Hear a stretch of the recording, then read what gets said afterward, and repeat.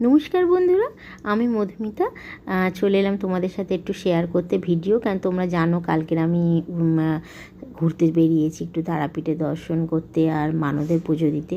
তো দেখো আমরা হোটেলে পৌঁছে গেছি এবং হোটেলে কিছু ছাদ বাগান আছে, সেগুলোর ভিডিও তুলেছি তোমাদের সাথে শেয়ার করব বলে। ভীষণ ভালো লাগছিল আর এত হাওয়া বইছিল।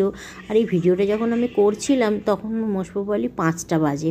তো মানে আমি জানলা খুলতে জাস্ট বাধ্য হলাম, এত সুন্দর হাওয়া দিচ্ছে আর এত সুন্দর ওয়েদারটা যে বলার মতন নয়। এবং বিভিন্ন ফুল ছিল এখানে। তো শ্রীময়ীও খুব এনজয় করছিল, বলছিল মা দেখো এটা দেখো ওটা দেখাচ্ছে আর কি। তো আমি বললাম হ্যাঁ, কারণ প্রাকৃতিক দৃশ্য তো মানে বলার মতন কিছু নেই, ওর সৌন্দর্য আলাদাই টাইপের হয়। তো যাই হোক, আমরা এই সৌন্দর্য উপভোগ করতে করতে আরও কিছু ভিডিও করেছি, সেগুলো তোমাদের বর্ণনা করি। দেখো কুয়াশা রয়েছে হালকা হালকা এবং হাওয়াও বইছে, দারুণ। সকালটা মর্নিংটা জাস্ট দারুণ। তারপর দেখো কৃষ্ণচূড়া ফুল হয়েছে, এছাড়াও অনেক ফুল ছিল। তো এগুলো দেখার পর আমরা জামাকাপড় পরে বেরিয়ে পড়লাম। সিমই কিছু ফটো টটো তুলছিল, সেলফি তুলছিল। তো এইসব করতে করতে আমরা বেরিয়ে পড়লাম।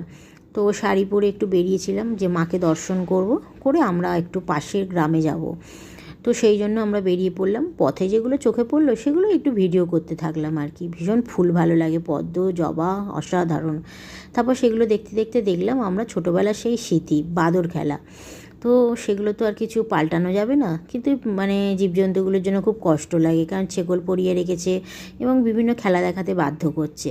তো যদিও সকালবেলাটা দেখি ওরা উঠে যায় তাও ভালো হয়, কিন্তু না, ওরা সেই দুপুর অবধি বসে থাকছে। তো এগুলো খুবই প্যাথেটিক, কিন্তু কিছু করারও নেই। বাচ্চারা দেখে আনন্দ পাচ্ছে আর ওরা তো প্রফেশনাল, কিচ্ছু করার নেই।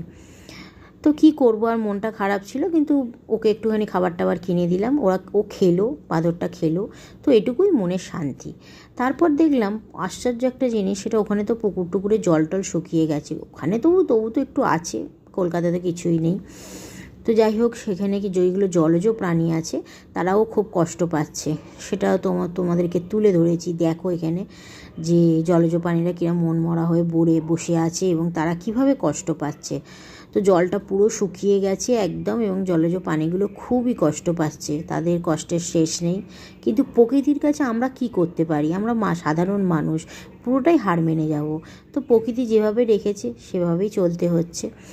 তো প্রচণ্ড ভিড় হয়েছিল এখানে, মানে যারা সাধারণ মানুষ নর্মাল লাইন দিয়ে মানে মাকে দিয়ে দর্শন করতে চায় তাদের কথা তো বলার কিছু নেই, সাংঘাতিক ভিড়। আর যারা মানে একটু স্পেশালে মায়ের কাছে যাবে, নমস্কার করবে, একটুখানি টাকা দিয়ে ঢুকবে, সেটাও কিছু কম নয়। বাপরে বাপ, উফ, সেটাও প্রচণ্ড ভিড়। তো এগুলো দেখতে দেখতে আমরা এগিয়ে গেলাম। তো আমরা যেরকম বলেছিলাম ট্রেনে